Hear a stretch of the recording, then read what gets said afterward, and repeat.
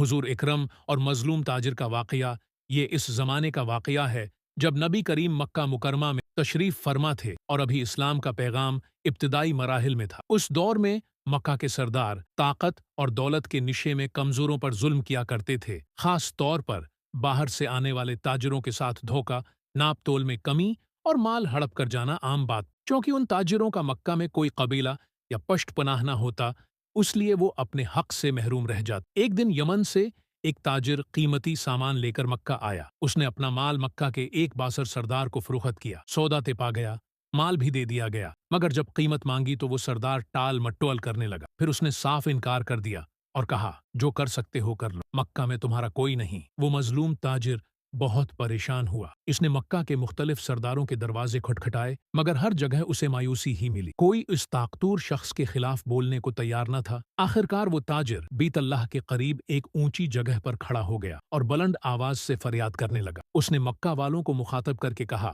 کہ کس طرح اس کا مال لے لیا گیا ہے اور اسے اس کی محنت کی کمائی نہیں دی جا رہی۔ نبی کریم صلی اللہ علیہ وسلم اس وقت جوان تھے، مگر حق پسندی اور مظلوم نوازی آپ صلی اللہ علیہ وسلم کی فطرت میں شامل۔ آپ صلی اللہ علیہ وسلم نے اس تاجر کی فریاد سنی تو دل میں شدید تکلیف محسوس۔ آپ صلی اللہ علیہ وسلم نے فرمایا، اللہ کی قسم، مکہ میں ظلم برداشت نہیں کیا جائے۔ آپ نے فوراً قریش کے چند انصاف پسند لوگوں کو جمع کیا اور سب کو ایک جگہ اکٹھا کیا۔ وہاں یہ عہد کیا گیا کہ ہم سب مل کر مکہ میں ہر مظلوم کا حق دلائیں گے، خواہ وہ اپنا ہو یا پرایا، مقامی ہو یا غیر ملک۔ یہی وہ تاریخی معاہدہ تھا جسے حلف الفضول کہا جاتا۔ نبی کریم نے اس معاہدے میں بھرپور حصہ لیا اور بعد میں اعلان نبوت کے بعد بھی فرمایا، اگر آج بھی مجھے ایسے معاہدے کی طرف بلایا جائے تو میں ضرور قبول کروں گا۔ اس معاہدے کے بعد سب لوگ اس ظالم سردار کے پاس گئے۔ جب اس نے دیکھا کہ مکہ کے معزز اور بااثر لوگ